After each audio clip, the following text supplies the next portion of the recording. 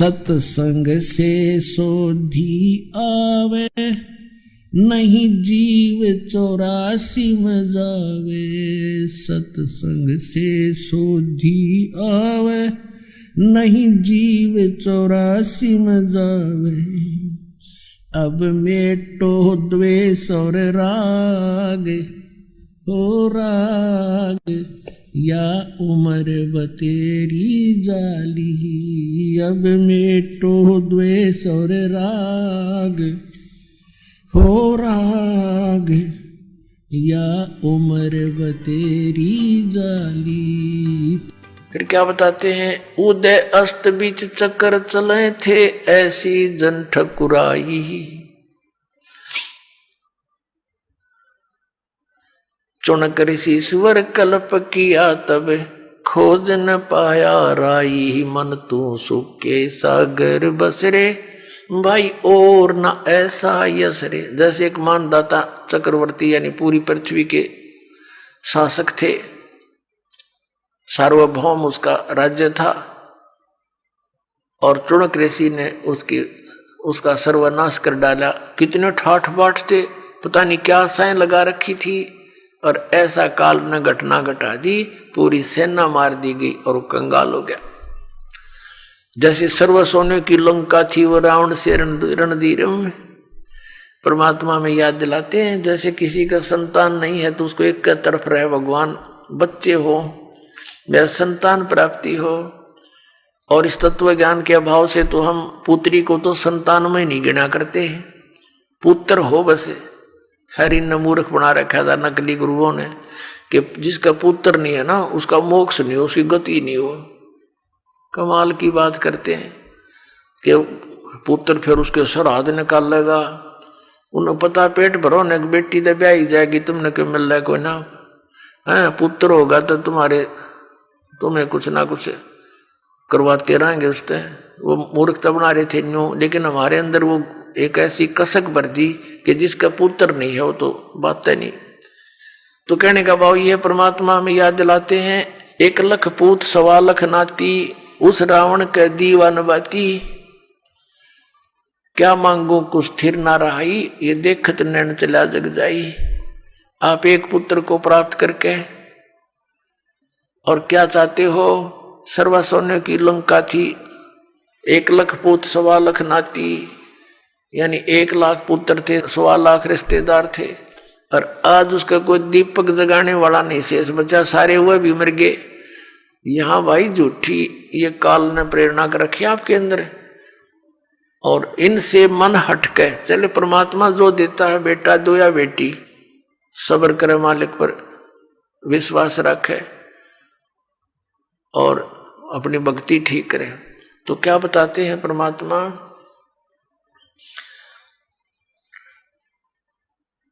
कि तुम यहां इस काल के लोक में कितने दुखी हो और कितनी बार तुम्हारा जन्म मृत्यु हो चुका है।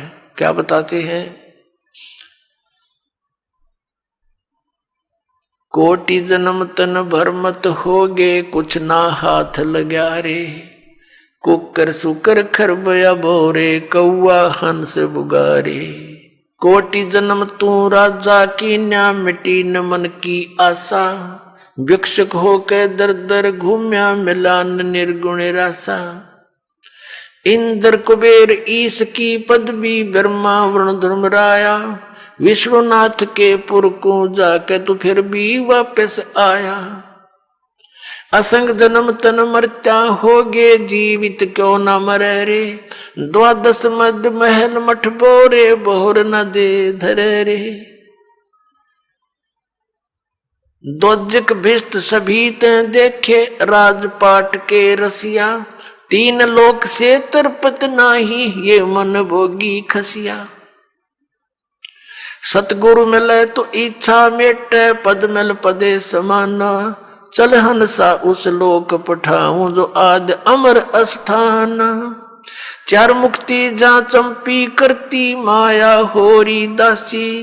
दास गरीब अभय पद पर से, वो मिले राम अविनाशी। आदरणीय गरीबदास साहिब जी को परमात्मा सतपुरुष कबीर परमेश्वर स्वयं सतलोक से आकर के गांव छुड़ाने के जंगल में जहां वो गौवें चरा रहे थे, 10 वर्ष के बालक और साथ में और भी बहुत से बड़े आयु के पाली गवाले थे, तो वहां परमात्मा जिंदा बाबा का रूप बना करके एक यात्री की तरह आ रहे थे। सतलोक से आकर उतरे, ऐसे चलते दिखाई दिए। बच्चे वहां खाना खा रहे थे। तब परमात्मा को देखकर साधु संत में बड़े बड़े पाली थे गवाले, और सबसे छोटा गरीबदास जी थे, बालक 10 वर्ष का। सभी ने प्रार्थना की, महात्मा जी भोजन पालो, भोजन पालो, आ जाओ बैठो। परमात्मा ने कहा जिंदा बाबा के रूप में कि बच्चों, भोजन तो मैं अपने गांव में खा के आया हूं। आपका गांव कौन सा है? पालियों ने पूछा कि सचखंड सतलोक है मेरा गांव। कितनी दूर है यहाँ से? कि 16 शंख कोस की दूरी पे। बच्चा ने सोचा 16 कोस होगा। कहने लगे बाबा जी इतनी दूर से चल कर आए हो, कुछ तो खा पी लो। हम ऐसे नहीं जाने देते अपने अतिथि को, आपने दूध तो पीना ही पड़ेगा। ये एक विशेष अतिथि सत्कार था हमारे गांव में। राह चलते व्यक्ति को बहुत सत्कार से आहार कराते थे, रोकते थे, भाई सफर लंबा है, कुछ देर रेस्ट कर ले, कुछ खा पी ले, फिर चला जाना। तो परमात्मा ने कहा भाई दूध अगर पिलाओगे ना, मैं तो कुंवारी गाय का पिया करूं दूध, कुंवारी गाय का दूध पीता हूं। तो वो दूसरे जो पाली थे बड़े, को 50 वर्ष का, को 30, को 40 वर्ष का, वो कहने लगे बाबा जी मजाक ना कराया करते, आप मजाक करते हो, कुंवारी गाय दूध देती है। अगर भाई देख लो दूध पिलाना है तो कुंवारी गाय का पीता हूं मैं। तो गरीबदास जी लाए एक बछिया पकड़ के, 100-150 गाय वहां चल रही थी गौवे। कुंवारी बछिया लाए जो दूध पीना छोड़ रखा था 1.5 वर्ष की आयु की, और कहा देखो महाराज इसके बच्चा तो है नहीं, दूध कैसे देगी, जैसे बालक बोला करते हैं। परमात्मा ने कहा कोई पात्र है दूध निकालने का? कहा जी ये छोटा सा 5-7 किलो का वो घड़ा था, छोटा 2 मांझ कर रखा हुआ था। कहने लगे इसको यहाँ रखो, इसके नीचे। कबीर परमेश्वर ने जिंदा बाबा के रूप में उस गऊ के कमर पर थपथपी मार दिया, आशीर्वाद भरा हाथ रख दिया। उसी समय लंबे लंबे स्तन हो गए और दूध की धार निकली 4 स्तनों से। जब वो पात्र भर गया, गरीबदास जी लेकर आगे, न बोले ले महाराज जी पी लो, आपने निकाल ले। अब आधा परमेश्वर ने पिया, शेष छोड़ दिया। न बोला, परमात्मा ने कहा ले भाई बच्चों दूध पी लो, ये अमृत है, ये सतलोक से आया है मेरे गांव से। अब वो पाली कहने लगे हम ना पीवा जादू जंत्र का, तो के मेरा किस जाति का तने झूठा कर दिया, अब तक बिल्कुल ना पीवा। वो तो उठ कर चले गए, वो नो भी डर गए, मेरा निकिसा जादूगर है, बच्चिया का दूध निकाल दिया। गरीबदास जी ने कहा लाओ जी मुझे दे दो आपका ये अमृत, कैसे कब मिला? यानी कहते हैं सकल पदार्थ है जग माही, कर्म ही नर पावे नाही। फिर गरीबदास जी को परमात्मा सचखंड लेकर गए थे, पूरे सतलोक से सारी व्यवस्था से परिचित करवाए, जैसे आदरणीय नानक साहिब जी को साथ लेकर गए थे। ऐसे इन महापुरुषों को जिसके आपको दास शुभ नाम गिनाता है, इनके साथ सबके साथ ऐसी ही लीला की थी। आदरणीय गरीबदास साहिब जी को मृत जान लिया था और चिता पर रख दिया था। 8-10 घंटे बीत गए थे इस प्रोसीजर में। फिर परमात्मा ने आत्मा वापस बॉडी में भेज दिया, एकदम खड़े हो गए, चिता से अपने आप उठकर चल पड़े। उसके बाद ये अमृतवाणी बोलनी शुरू करी थी। मन तो चल रे सुख के सागर, जहां शब्द सिंधु रत्नागर, कोट जन्म तन भर मत होगे, कुछ ना हाथ लगा रे, कुकर सुकर खरबया बोरे, कौआ हंस बुगारे। उस आंख को देखे सचखंड सतलोक को, ऐसे वर्णन किया कि कोटि जन्म तन भर मत होगे, कुछ ना हाथ लगा रे। इस काल के जाल को समझने के लिए एक छोटा सा उदाहरण दास आपके सुनाना चाहता है। आदरणीय नानक साहिब जी सतयुग के अंदर यही आत्मा पुण्यात्मा राजा अम्बरीश थे। राजा अम्बरीश एक बहुत बड़े साधक थे, पुण्यकर्मी प्राणी थे, दयालु थे।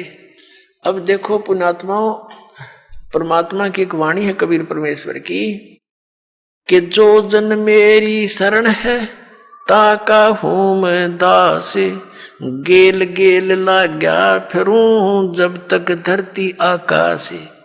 फिर क्या बताते हैं, गोता मारूं स्वर्ग में जा बैठूं पाताले, कहे कबीर ढूंढता फिरूं अपने हीरे मोती लाल। तो ये परमात्मा हमारे साथ पहले से ही थे। हमें भ्रम था कि हम ये साधनाएं कर रहे हैं शायद हमें इनसे लाभ हो रहा, नहीं। तो ये परमात्मा हमारे साथ रहते हैं, कभी भी आकर प्रकट हो जाते हैं और उन आत्माओं को भक्ति में लगा जाते हैं। जैसे ऋषभदेव जी थे जो जैन धर्म के प्रथम तीर्थंकर, वो बहुत बड़े पुण्यकर्मी प्राणी थे, राजा थे, उनको भी आकर मिले थे, प्रेरणा करके भाई भक्ति बिना गुजारा नहीं, ये राजपाट तो 10 दिन का है, चाहे तुम लाखों वर्ष भी आयु है तुम्हारी। तो प्रेरित होकर भक्ति कर लग गए थे। जैसे भी वो तो अलग बात है, कुछ तो मालिक के नाम पर लगता है, उसका कुछ राहत तो मिलती ही है, लेकिन मोक्ष से वंचित रह ही जाते हैं। तो ऐसे ही अम्बरीश राजा को परमात्मा मिले, तो उसमें प्रेरणा तो होगी भक्ति की, क्योंकि राजा भक्ति नहीं चाहता कभी भी, वो तो बकवाद चाहे सारी, सारा दिन व्यवस्था में सारे ठाठ बाट, एक वचन में सब कुछ हिल जा, सारी बकवाद करता जो ना करण की होती है। तो उन बकवादों के करते करते भगवान उनको जाके जगाते हैं कि ये क्या कर रहा बोली आत्मा, तू जो काम करने का वो तो भूल चुका है। तो फिर अम्बरीश राजा की, क्योंकि पिछले पुण्यकर्मी प्राणी होते हैं, थोड़ी सी प्रेरणा से ही वो एकदम जाग जाते हैं, तो भक्ति का लग गया। लेकिन परमात्मा वाले ज्ञान को ना स्वीकार किया, उन ऋषियों वाले ज्ञान से ही प्रारंभ कर दिया। चलो वो भी अच्छी बात, क्योंकि ब्रह्म तक की साधना से भी कुछ तो राहत मिलती ही है, पर मोक्ष फिर भी नहीं होता। तो राजा अम्बरीश इतने जबरदस्त ढंग से भक्ति करने लगे, सच्चे भाव से, विनम्र भाव से। दुर्वासा एक बहुत बड़ा सिद्ध पुरुष हुए हैं, उनके सामने उनकी फुकाड़ में कहते हैं घास भी जला करता था, और राजा अम्बरीश के दरबार में उसने माथा टेक दिया था उनकी भक्ति के शक्ति के सामने। ऐसी भक्त थे। उसके बाद वही आत्मा राजा जनक हुए। राजा जनक शादीशुदा थे, कई सैकड़ों रानियां थी, हजारों की संख्या में लिखा उनकी रानियां थी, और फिर भी भगत, दृढ़ भगत थे। उनको भी परमात्मा मिले थे।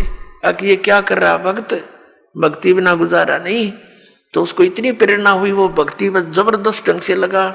और ये सुखदेव नाम के ऋषि जो गर्भ से ही सिद्धि युक्त जन्म लेकर आया था, आकाश में उड़ जाता था, तो स्वर्ग में जाने के बाद भगवान विष्णु ने उससे कहा था सुखदेव से कि सुखदेव बगैर गुरु के मोक्ष नहीं हो सकता, ये तेरी बैटरी थोड़े से दिन में डिस्चार्ज हो जाएगी, डाउन हो जाएगी, तो फिर पशु बनेगा, जाइए गुरु बनाइए।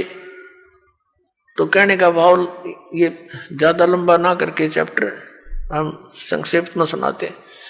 तो उस ऋषि ने भी राजा जनक से उपदेश लिया था जब उसका कल्याण हुआ। अपने आत्माओं काल का जाल कितना भयंकर है। राजा जनक के इतिहास में लिखा है कि उसने बहुत बड़े बड़े यज्ञ किए, गौएं दान करी, ऋषि महर्षियों को एक एक दिन में करोड़ों गौएं दान करी, लाखों, और उनको उनके साथ में कपड़े दान किए, भोजन भंडारे करवाए।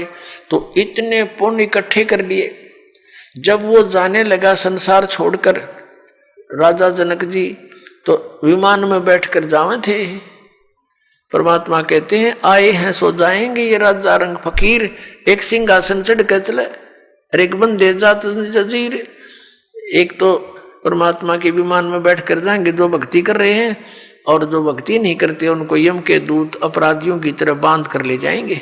जाना तो सबने है, लेकिन जाने जाने में कितना अंतर है। अब विमान में बैठ करके राजा जनक जा रहे थे, रास्ते में एक नरक आवा था। उस नरक के अंदर 12 करोड़ आत्माएं जीव अपने पाप कर्मों का दंड भोग रहे थे। हाहाकार मच रहा था, रुदन मचा रहे थे, रो रहे थे। राजा जनक ने जहाज के पायलटों से कहा कि अभी विमान रोको। उन्होंने विमान रोक दिया कि ये रोने की आवाज कैसे आ रही है, कहाँ से आ रही है, पता करो। उन्होंने बताया जी यहाँ पर एक नरक है, इसके अंदर बहुत सी आत्माएं अपने कर्मों का दंड भोग रही हैं, वो रो रही हैं। राजा जनक ने कहा कि इनको छोड़ दो। अब उन पार्षदों ने बताया कि राजन अब यहाँ आपका हुक्म नहीं चलेगा, यहाँ तो धर्मराज का हुक्म चलता है। कहने लगे धर्मराज से मेरी बात कराओ। अब उन्हें संदेशा दिया, धर्मराज वहीं आ गए और कहा बोलो क्या बात है। राजा जनक ने कहा कि जो दुख पा रही है नरक के अंदर आत्माएं, इनको छोड़ दो। तो धर्मराज ने कहा जी यहाँ का विधान है, इसको ऐसे नहीं छोड़ सकते, जैसा प्राणी कर्म करता उसको भोगना ही पड़ता है। इन्होंने पाप किए हैं, भोग रहे हैं। तब राजा जनक ने कहा कि मुझे भी यहीं छोड़ दो, मैं नहीं जाता, मुझे भी इनके अंदर ही डाल दो, या इनको भी मेरे साथ ले चलो। इतने दयालु होते हैं साधु संत। अब धर्मराज ने एक अल्टरनेट निकाला कि जी ऐसे करो, आप अपने कुछ पुण्य इनके संकल्प कर दो, इनको दे दो, उस पुण्यों के प्रभाव के कारण हम इनको वहां ले जा सकते हैं। राजा जनक ने आव देखा ना ताव देखा, दयालुता के कारण अपने 50% पुण्य दान कर दिए। तो उन्होंने बिठा कर विमान में, वो तो ये तो एक होटल वाले हैं, ये यहाँ का राजा, यहाँ का भगवान थे, उनको बिठा कर दूसरे विमान में और उनके साथ ही स्वर्ग में भेज दिए। अपने आत्मा विचार करो, हम कितने ठगे जा रहे हैं, कहाँ भटक रहे हैं। अब जब तक राजा जनक के द्वारा दिए गए वो पुण्य उनके रहेंगे 12 करोड़ उन आत्माओं के पास, तब तक वो स्वर्ग में रहेंगे। स्वर्ग में उनका समय पूरा होते ही उन पुण्यों का तुरंत फिर उस नरक में आएंगे अपने पिछले पाप भोगने के लिए। पाप तो शेष उसके। और उधर से राजा जनक को ठग दिया, 50% डिस्चार्ज करवा दिया, वहीं पर उसका खत्म करवा दिया पुण्य। अब वही पुण्यात्मा स्वर्ग का समय भोग कर अब कलयुग के अंदर आदरणीय नानक साहेब जी के रूप में ये कालूराम मेहता खत्री के घर पे हिंदू परिवार में जन्म हुआ। और पहले तो हजारों की संख्या में नौकर होते थे, और फिर वही आत्मा एक सुल्तानपुर के राजा के यहाँ नौकर लगे आकर के। ये काल हमारे साथ ऐसे धोखा करता है। और वो परमात्मा कहता है गोता मारूं स्वर्ग में जा बैठूं पाताले, कहे कबीर ढूंढता फेरूं अपने हीरे मोती लाल। जो जन मेरी शरण है ताका हूं मैं दासे, साथ साथ लाग्या फेरूं जब तक धरती आकाशे। वो परमात्मा सतयुग में भी उनसे मिले उस आत्मा से, फिर परमात्मा भक्ति पर लगा गए, त्रेता में भी मिले फिर भक्ति पर लगा गए, कहीं इनके भक्ति आस्था ना खत्म हो जावे। कितने दयालु हैं। फिर आकर मिल गए सुल्तानपुर में बेई नदी के पास, और फिर सचखंड में लेकर सारी व्यवस्था दे करके अब फिर पारे कर दिए। कहते हैं जब लग धरती आकाश उसके साथ रहूंगा, पार करके छोड़ूंगा तुमको। लेकिन हमने थोड़ा सतर्क होना पड़ेगा इस काल के सारे जाल को समझकर।